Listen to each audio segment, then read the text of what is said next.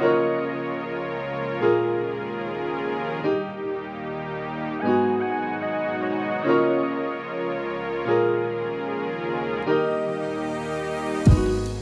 guys, welcome back to Bite Review. To round off the year, I thought I would show you exactly what I've got on my S8 and how I have it set up, what kind of widgets and apps I'm using at the moment. It's always kind of interesting to see what people got on their phones, so I thought, why not show you guys what I've got on mine? So let's get started. The first thing I always put on any new phone is Nova Launcher, and I always upgrade to Prime because I kind of feel like it's worth it.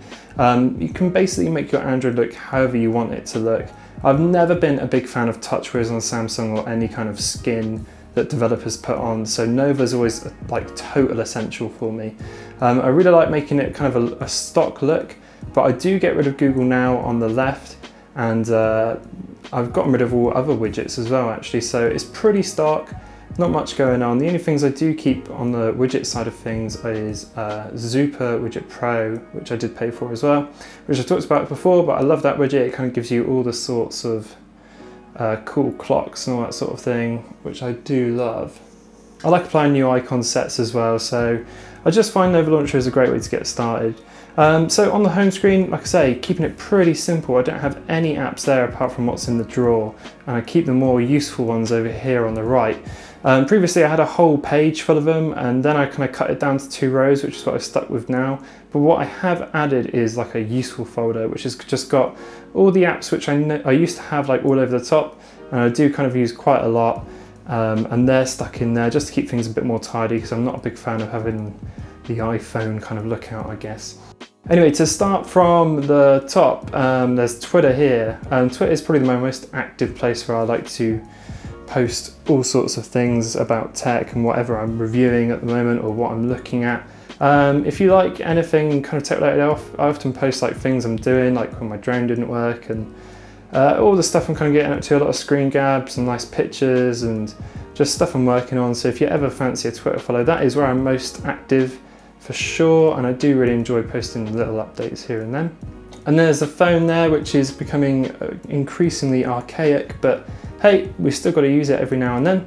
There's the Samsung stock camera, which is absolutely fine for everyday things. Can't go too wrong with the Samsung one. And I do really like the camera on this phone before. I've said that so many times, but the camera on the S8 is pretty fantastic. For all messaging, it's WhatsApp.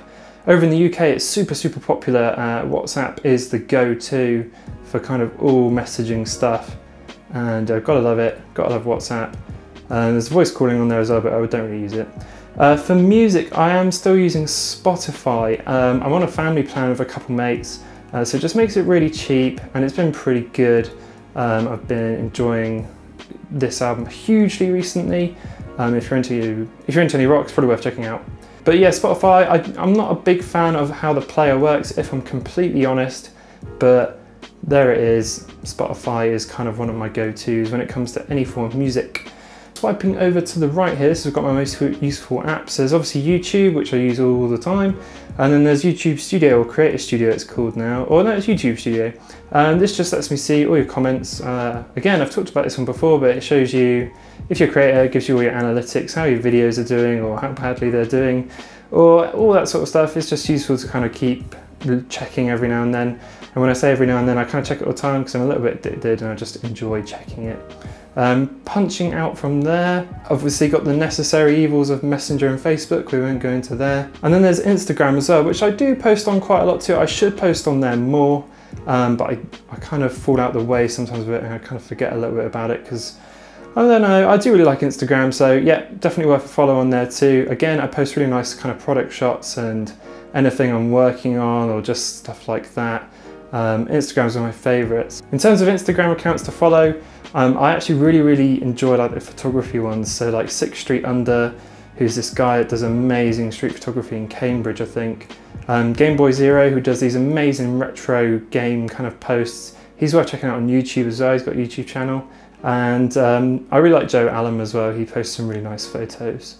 Anyway, there's Snapchat down there. Don't really use that much. Imgur, which again I've talked about before, but it's just a great way to kind of get a daily goof and just have a flick through if you're ever feeling a bit bored or tired. It's great for a bit of memeing. So the Photos app, I use that instead of Samsung's Gallery because I think the Google Photos stuff is really good. It kind of backs up automatically and all that sort of stuff. Just really useful.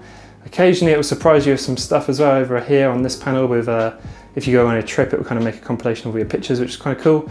But yeah, it's just better than the Samsung one really, which is generally the case for pretty much every Samsung duplicate app, is you'll find that Google will just make better ones. So I don't know why Samsung put them in there, but they do. Chrome is my web browser of choice. Now I know the Samsung browser, contradicting what I just said, the Samsung browser is supposed to be really, really good, but I haven't got into it yet. I will check it out at some point. But yeah, it's on there. You can get ad block and stuff like that, but I haven't checked it out yet. In this useful files folder, I've got all the other stuff I kind of use, but not that much. Keep, I really, really like for keeping notes, and I think on Android it's one of the best note-taking apps. So obviously, unless you've got like a Galaxy Note 8 or something, Keep is just my go-to for that sort of thing. Gmail for email, Maps for mapping, eBay, of course.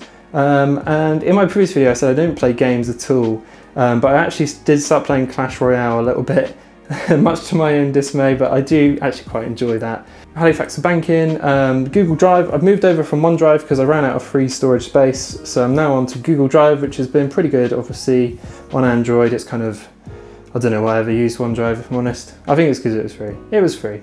And then there's Animal Crossing. I've always been a bit of a Nintendo fan. I've always played Animal Crossing.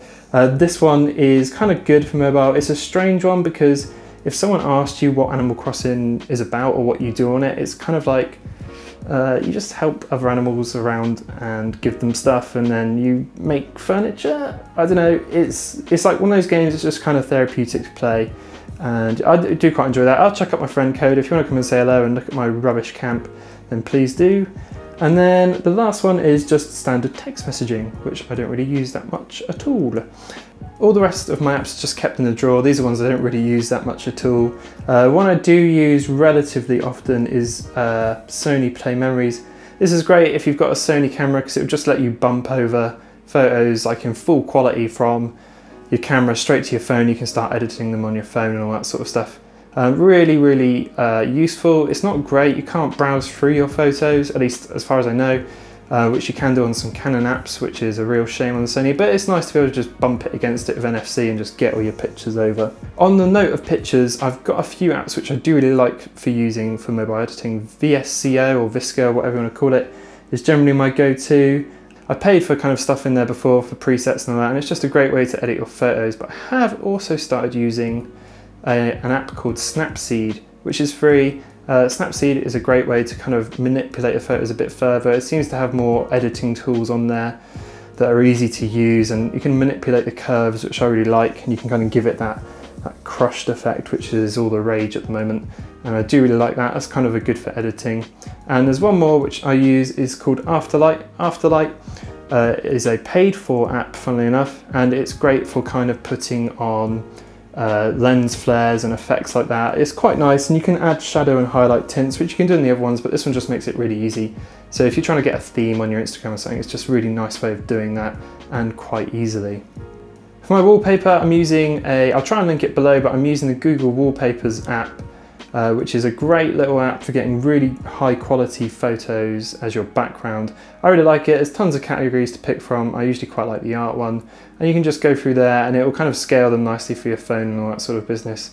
Really, really like that app.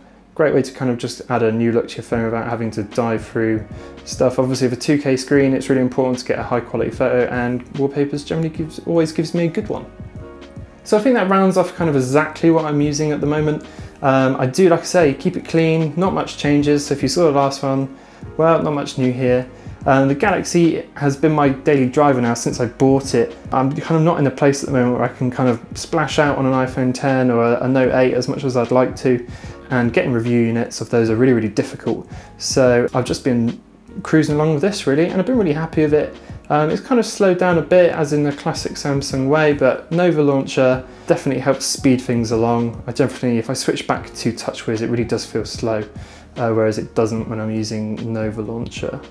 So that about rounds it off. If you enjoyed this video, give it a little thumbs up, and if you've got any cool widgets or any other uses or setups for your Samsung or icon packs, let me know, and I will see you all in the next one.